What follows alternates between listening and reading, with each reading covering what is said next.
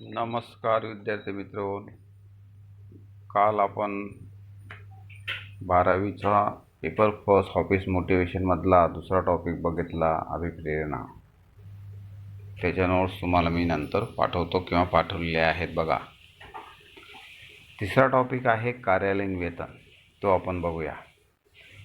कार्यालयीन वेतन ही एक कंपनीचे वैयक्तिक व्यवस्थापनाचे कार्य आहे. कार्यालयीन वेतन कामगारांना दिले जाणारा पगार वगैरे विषयी माहिती या टॉपिकमध्ये आहे.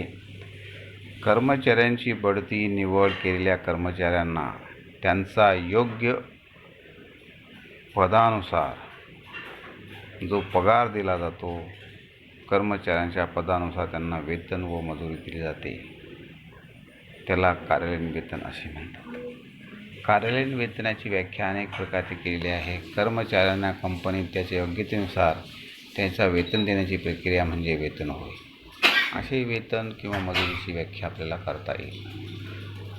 त्यामध्ये प्रशासन वेतनाचे उद्दिष्ट काय असतात, कारण त्याचे महत्त्वाचे उद्देश किंवा उद्दिष्ट म्हणजे चांगले कर्मचारी आकर्षित करणे, प्राथमिक व न्यायप्रधान वेतन देणे, स्पर्धात्मक स्पर्धेमध्ये वेतन धन प्रदान करणे, वेतन खर्च नियंत्रण करणे,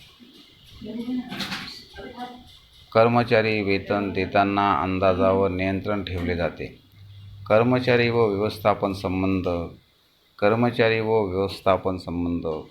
व कामगार संबंध, संचालक व संचालकांचा संबंध, अशा अनेक दृष्टिकोनातून वेतनाला महत्त्व आहे.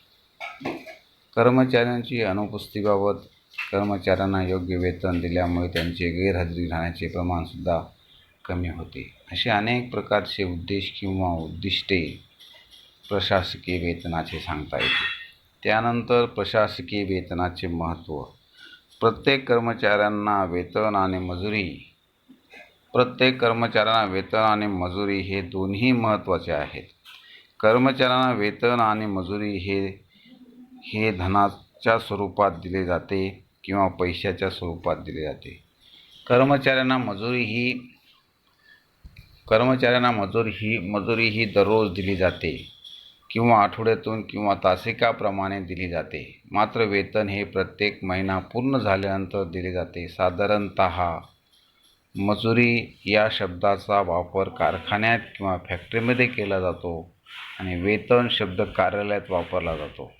कर्मचाऱ्यांना नोकरी व कर्मचाऱ्यांसाठी आकर्षित करण्यासाठी वेतन दिले जाते. कर्मचारी उलाढाल व अनुपस्थितीची कमी करण्यासाठी कर्मचाऱ्यांना वेतन दिले जाते. त्याचप्रमाणे मानसिक व व्यावसायिक नैतिक संबंध चांगले राहावेत, मालक व व्यवसायाचे संबंध चांगले राहावेत, त्यासाठी सुद्धा वेतन दिले जाते. कंपनीचे नाव लौकिक वाढावे यासाठी वेतन दिले जाते. वेतन दिल्यामुळे कर्मचाऱ्यांना देखील चांगल्या पद्धतीची जाहिरात करताना चांगले कर्मचारी, कंपनीची स्थिती इत्यादी प्रकारच्या सुविधा वेतनामुळे दिल्या जातात. लक्षात घ्या.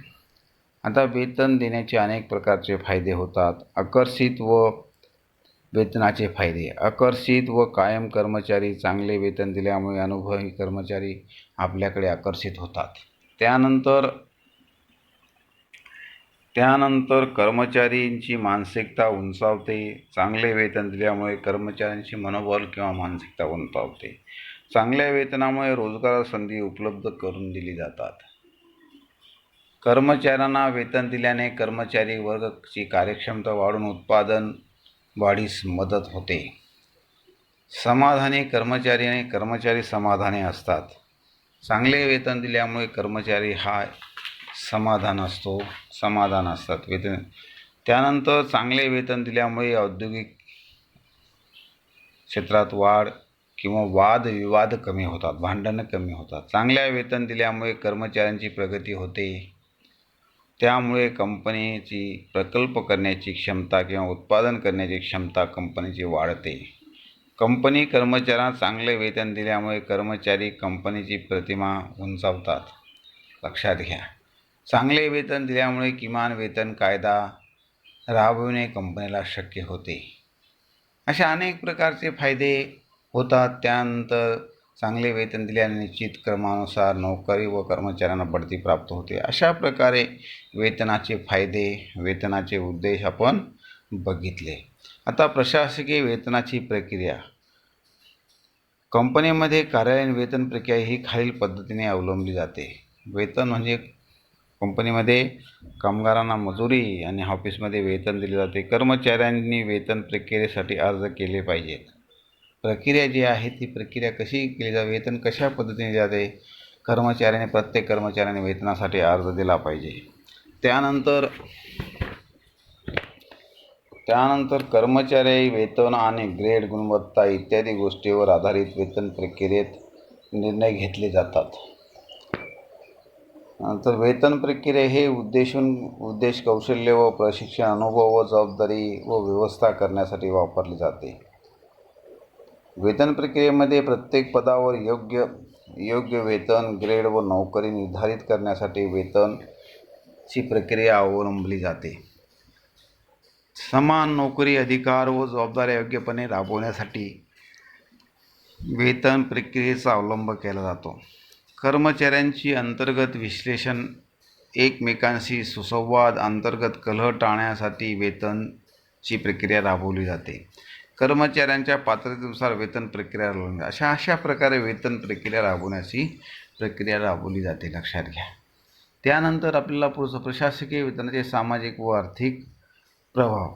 कोणत्याही व्यवसायाचा मूळ उद्देश जास्तीत जास्त नफा मिळवणे हा असतो. व्यावसायिकांना योग्य कर्मचाऱ्यांची आवश्यकता असते.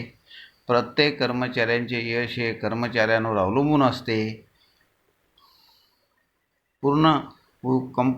व्यवसायाचे उद्दिष्ट पूर्ण करण्यासाठी कर्मचाऱ्यांना योग्य वेतन व व्यवस्थापन यांचा योग्य विचार करून त्यांच्या सामाजिक, शारीरिक व मानसिक व आर्थिक विकासाचा विचार केला पाहिजे.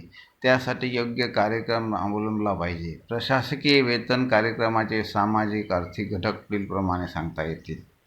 कर्मचाऱ्यांच्या जीवनाचा किमान गरजा पूर्ण करण्यासाठी वेतनाची आवश्यकता असते. त्यानंतर कंपनीकडून कामगारांना वेतनात वाढ, सुनियोजित वेतन, बोनस, बक्षिसे दिल्यामुळे कर्मचाऱ्यांचे जीवनमान सुधारण्यास मदत होते. त्यानंतर वाढती महागाई लक्षात घेता कर्मचाऱ्यांना महागाई भत्ता वेळोवेळी वाढवून दिला पाहिजे. त्यामुळे कर्मचारी समाधान राहतात. महागाई भत्ता तुम्हाला माहिती आहे. त्यानंतर कर्मचाऱ्यांना वेतन दिल्यामुळे देशाची आर्थिक विकासाची व समाजामध्ये सुधारणा घडून येण्यास मदत होते. कर्मचाऱ्यांना चांगले वेतन दिल्यामुळे चांगल्या पद्धतीनुसार वस्तूची निर्मिती करू शकतात व सेवा पुरवू शकतात. नोकरदार वर्गांना त्याच्या पदानुसार सरळ मार्गाने दरवर्षी वेतनात वाढ दिली पाहिजे. सर्व कर्मचाऱ्यांना योग्य पद्धतीने शारीरिक, मानसिक व आर्थिक यामध्ये कर्मचाऱ्यांची सुविधा, विमा पॉलिसी, संबंधित गृहकर्ज, प्रोत्साहन भत्ता इत्यादी सुविधा देऊन कर्मचाऱ्यांना प्रोत्साहित केले पाहिजे. या सर्व घटकांचा विचार करून व्यवस्थापनाचे ध्येय आणि व्यवसायाचे यशस्वीरित्या उपयुक्त ठरतो. अशा प्रकारे कर्मचारी प्रशासनाचे सामाजिक व आर्थिक घटकवर प्रभाव पडू शकतो. आता नोकरी मूल्यांकनाविषयी माहिती. नोकरी मूल्यांकन म्हणजे त्याचं मोजमाप करणे. नोकरी मूल्यांकन म्हणजे कंपनीतील किंवा संस्थेतील कर्मचाऱ्यांसाठी सापेक्ष संबंध ठरविणे म्हणजे नोकरी मूल्यांकन होय. कंपनी किंवा संस्थेतील रोजगार उपलब्धता, एका कर्मचाऱ्याची दुसऱ्या कर्मचाऱ्यांशी तुलनात्मक व मूल्यात्मक करणे म्हणजे तुलना असते, लक्षात घ्या. नोकरी मूल्यांकनाची व्याख्या म्हणजे काय? नोकरी मूल्यांकन म्हणजे रोजगाराच्या संबंधात नोकरीची किंमत ठरवण्यासाठी एक पद्धतशीर आणि शिस्तबद्ध प्रक्रिया म्हणजे नोकरी मूल्यांकन होय. नोकरी मूल्यांकन म्हणजे रोजगार मूल्य श्रेणी यांची तुलना करून न्यायसंगत वेतन किंवा मजुरी पैशाच्या प्रमाणात दिली जाते. अशा प्रकारे नोकरी मूल्यांकनाची व्याख्या केली जाते. आता नोकरी मूल्यांकनाविषयी महत्त्व लक्षात घ्या. नोकरी मूल्यांकनाचे महत्त्व आपल्याला सांगता येईल. नोकरी मूल्यांकन करताना एखाद्या संस्थेत किंवा कंपनीत विविध रोजगारांचा संबंध स्पष्ट होणे, कर्मचाऱ्यांचे नातेवाईकांना सूचित करणे, संस्थेतील जाहिराती, न्यायव्यवस्था, शासकीय बैठक व्यवस्था इत्यादीमधून मजुरी किंवा वेतन देताना कोणत्याही कामगारावर अन्याय होणार नाही. नोकरीचे मूल्यांकन करताना कर्मचारी संबंध कायम राखता येतात. मूल्यांकनामुळे कर्मचाऱ्यांना अन्याय होत नाही, त्यांच्या भावना समजून घेतल्या जातात, त्यांना कामावरून काढून टाकले जात नाही, शक्य होत नाही. नोकरी मूल्यांकनामुळे कर्मचाऱ्यांमध्ये मानसिक धैर्य, शिस्त आणि कामाच्या ठिकाणी सलोख्याचे वातावरण निर्माण होते. त्यामुळे कर्मचारी मूल्यांकन हे फार महत्त्वाचे आहे. त्यानंतर कर्मचारी मूल्यांकनाची उद्दिष्टे आपल्याला बघायची आहेत. कर्मचारी मूल्यांकनाची उद्दिष्ट म्हणजे प्रत्येक व्यवसाय संस्थेतील किंवा कंपनीतील नोकरी सुशिक्षित, अचूक व पूर्ण ठेवणे आवश्यक असते.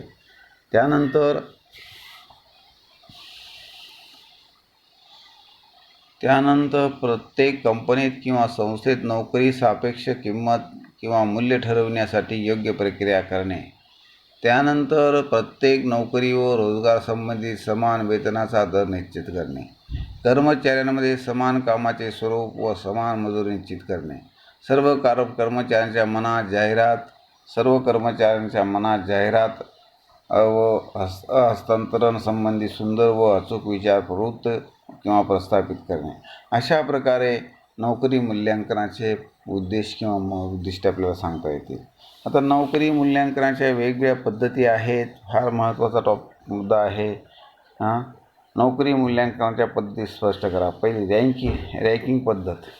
या पद्धतीमध्ये नोकरी मूल्यांकनाची रँकिंग पद्धतमध्ये या कार्याचे महत्त्व क्रमानुसार प्रत्येक कर्मचाऱ्यांना स्थान दिले जाते. महत्त्वाच्या नोकऱ्यांना किंवा अधिकाऱ्यांना प्रथम दर्जा दिला जातो व दुसऱ्या नोकरांना त्याच्याशी आणि इतर रोजगाराशी तुलना व मूल्यांकन करून महत्त्व दिले जाते.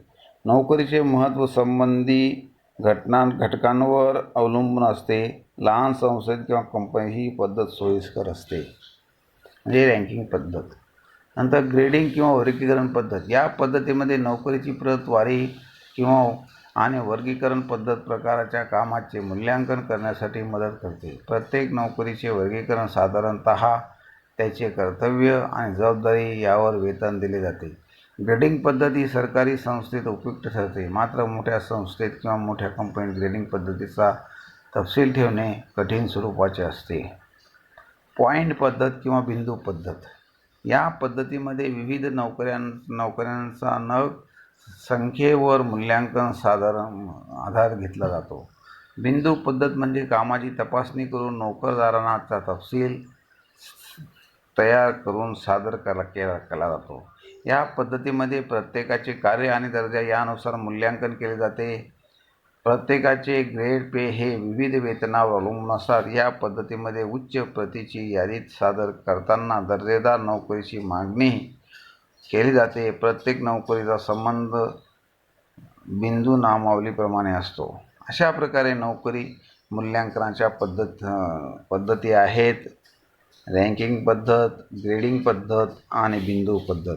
नोकरी मूल्यांकनाचे फायदे आपण बघायचे आहेत. नोकरी मूल्यांकनामुळे समान काम आणि समान वेतन किंवा मजुरी मिळते. त्यानंतर नोकरी मूल्यांकनामुळे कर्मचाऱ्यांमध्ये चांगले संबंध निर्माण होतात. नोकरी मूल्यांकनामुळे कामगारांना चांगले वेतन दिले जाते. त्यामुळे चांगल्या कर्मचाऱ्यांची निवड करता येते. त्यानंतर नोकरी मूल्यांकनामुळे योग्य कर्मचाऱ्याला बढती देऊन योग्य निवड, प्रशिक्षण, गुणमापन पद्धती, कामातील प्रगती बघून चांगल्या पद्धतीने बोनस दिला जातो. त्यामुळे व्यवसायाची प्रगती होते. नोकरी मूल्यांकनामुळे व्यक्तिगत तक्रारी, आपापसातील वादविवाद यांना पायबंद बसतो, कारण सर्व कर्मचाऱ्यांना चांगले वेतन दिले जाते. नोकरी मूल्यांकनाचे फायदे जसेच आहे तसे तोटे आहे. नोकरी मूल्यांकनामुळे कर्मचाऱ्यांना योग्य नोकरीचे मूल्यमापन न झाल्याने चांगले कामगार उपलब्ध होत नाहीत. नोकरी मूल्यांकनामुळे वैयक्तिक गुणवत्ता किंवा चांगल्या कामासाठी योग्य उपाय योजना नसल्यामुळे कामगार वर्ग नाराज असतो. त्यानंतर नोकरी मूल्यांकनामुळे रोजगार उपलब्ध होत नाही. अशा प्रकारे नोकरी मूल्यांकनाचे फायदे व तोटे सांगता येतील. आता गुणवत्ता किंवा प्रतवारी. गुणवत्ता प्रतवारी हे कामाचे प्रत्यक्ष मूल्यांकन पद्धत म्हणून ओळखले जाते. कर्मचाऱ्यांना कामांचे मूल्यांकन ही प्रक्रिया आहे. प्रत्येक कर्मचारी किंवा त्याची कामगिरी यांच्यात फरक असतो. त्यामध्ये व्यक्तिमत्त्व आणि प्रत्येक कर्मचाऱ्याने कामगिरी हे एक प्रकारचे मूल्यमापन आहे. गुणवत्ता प्रतवारीमध्ये कर्मचाऱ्यांची व्यक्तिगत क्षमता बघून कर्मचाऱ्यांना बढती दिली जाते. गुणवत्ता प्रतवारी ही व्यवस्थापनाची महत्त्वाची जबाबदारी आहे. गुणवत्ता प्रतवारीची व्याख्या काय करता येईल आपल्याला? गुणवत्ता प्रतवारी ही प्रक्रिया हे कर्मचाऱ्यांच्या मागणीतील अटी व प्रात्यक्षिक मूल्यमापन यावर अवलंबून असते. गुणवत्ता प्रतवारीचे महत्त्व किंवा गरज. अपेक्षित कामगारांकडून केले जाते नाही यासाठी प्रतवारी केली जाते. गुणवत्ता प्रतवारी कर्मचाऱ्यांचे मानसिक धैर्य व त्यांची योग्यता वाढवण्यासाठी महत्त्वाची आहे. त्यानंतर गुणवत्ता प्रतवारीमुळे न्याय पद्धतीत व जाहिरात हेतूचे काम करणे महत्त्वाचे असते. नंतर गुणवत्ता प्रतवारीचा हेतू किंवा उद्देश. गुणवत्ता प्रतवारी क्षमतेप्रमाणे काम करणे शक्य होते. कामगारांचे स्वभाव, दृष्टिकोन यांचा विचार करणे, कामगारांची दिशा ठरवणे अशा अनेक प्रकारचे हेतू या गुणवत्ता प्रतवारीचे आहेत. आता गुणवत्ता प्रतवारीचे फायदे. या गुणवत्ता प्रतवारीमुळे कामगारांच्या वाढीसाठी व विकासासाठी मदत होते. गुणवत्ता प्रतवारीमुळे नोकरीतील समाधान व स्थैर्य वाढते. गुणवत्ता प्रतवारीमुळे कर्मचाऱ्यांच्या ज्ञानात भर पडते. त्याच्यानंतर गुणवत्ता प्रतवारीमुळे मजुरीचे दर स्थिर होण्यास मदत होते. चांगले व वाईट कामगारातील फरक शोधून काढण्यास गुणवत्ता प्रतवारीमुळे शक्य होते. अशा प्रकारे गुणवत्ता प्रतवारीत आपल्याला बघायचं आहे. गुणवत्ता प्रतवारी नोकरी मूल्यांकनाची पद्धती. गुणवत्ता प्रतवारीची पद्धत आपल्याला बघायची आहे. त्यामध्ये एक कृती गुणवत्ता पद्धत, दुसरं आलेख मापन गुणवत्ता प्रतवारी पद्धत, तिसरं गुणमापन गुणवत्ता प्रतवारी पद्धत आणि चौथं व्यवस्थापनाच्या उद्देशाने प्रतवारी पद्धत. तर जी पहिली पद्धत आहे ती आपण बघू. प्रत्येक पद्धतीचे फायदे तोटे आहेत म्हणून या 4 पद्धती आपण बघू. अपेक्षित काम.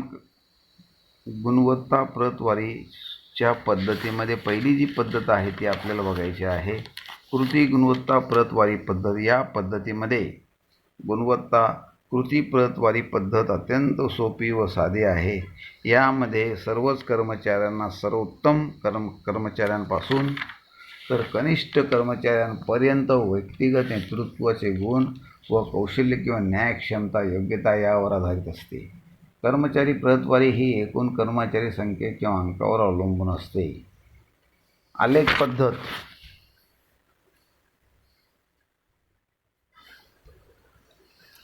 आलेख ही सर्वसाधारण पद्धत आहे. यामध्ये विविध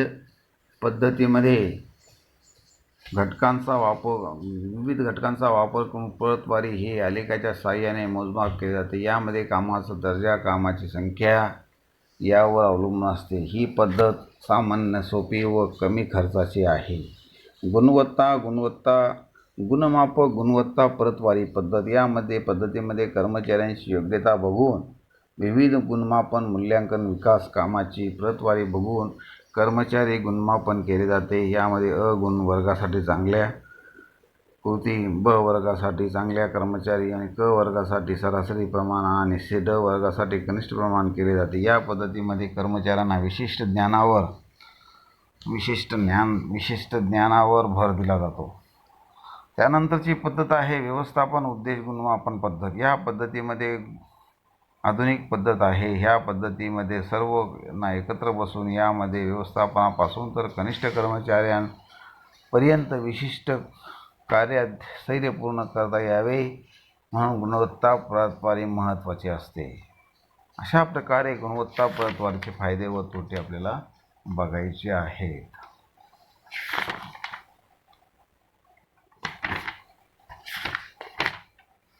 त्यानंतर पुढचा भाग आहे वेतन देयक. वेजेस कसं दिलं जातं किंवा पगार आणि मजुरी कशा पद्धतीने दिली जातं हे आपल्याला यामध्ये बघायचं आहे. विद्यार्थी मित्र होऊन वेतन संदर्भात कार्यालयात देखरेख व्यवस्था व कर्मचारी व्यवस्थापन यांना मान देण्याचा धनाच्या स्वरूपात असते. धन कर्मचाऱ्यांना व कामगारांना प्रत्यक्ष उत्पादन करणाऱ्यांना विशिष्ट कालावधीत मानधन दिले जाते. वेतन किंवा मजुरी हे उत्पादनावर आधारित किंवा नग संख्येवर किंवा तासानुसार दिले जाते. ज्या वेळेस वेतन वेळेनुसार किंवा तासानुसार वेतन दिले जाते तेव्हा त्यावेळेस प्रणाली दर असे म्हटले जाते. प्रणाली दर पर्यायाने एवढा जोडायला हवा. जेव्हा वेतन हे उत्पादनावर दिले जाते तेव्हा त्यास नग दर प्रणाली वेतन असे म्हटले जाते. एका वाक्यात कळले. वेतन देयक पद्धती हे वेगवेगळ्या वेळेनुसार किंवा तासानुसार वेतन देयक पद्धती दिली जाते. या पद्धतीमध्ये कारखान्यामध्ये कामगारांकडून जो वेळ खर्च केला जातो त्यावेळेस मजुरी किंवा वेतन दिले जाते. त्यावेळेस दर प्रणाली असे म्हटले जाते. यामध्ये कर्मचारी किंवा व्यवस्थापक कामगाराकडून काम करून घेतात व त्यांना मानधन किंवा मजुरी दिली जाते. उदाहरणार्थ कामगाराला जर 8 तास काम केले तर प्रत्येक तासाला 10 रुपये असतील तर प्रत्येक कामगाराला 80 रुपये मजुरी मिळेल. वेळ दर प्रणालीचे फायदे ही पद्धत समजण्यास सोपी जाते. त्यानंतर या पद्धतीमध्ये कर्मचाऱ्यांना नोकरीची मदत दिली जाते. त्यानंतर कर्मचाऱ्यांना नेहमी व स्थिर उत्पन्न मिळते. त्यानंतर कर्मचाऱ्यांचा कार्यक्षमतेनुसार वेतनाची खात्री दिली जाते. अशा प्रकारे कर्मचारी वेतन दर प्रणालीचे फायदे सांगता येतील. त्याचप्रमाणे तोटेसुद्धा आहेत. या पद्धतीमध्ये कामगारांमध्ये उलाढाल निर्माण होते. यामध्ये जास्त उत्पादन करणाऱ्यांना प्रोत्साहन व उत्तेजन दिले जाते. ही पद्धत कठोरतेत निर्माण होतात. अशा प्रकारे याचे फायदे व तोटे आहेत.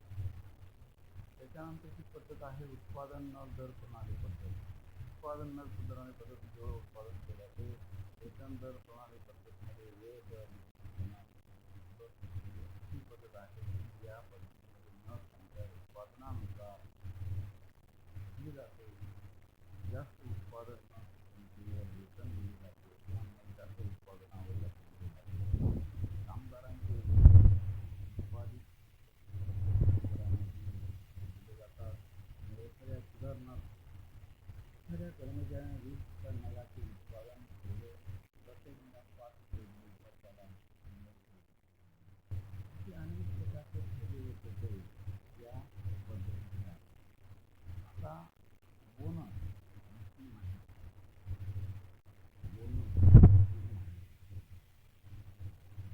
कामगारांनी केलेले उत्तम काम किंवा चांगले उत्पादन या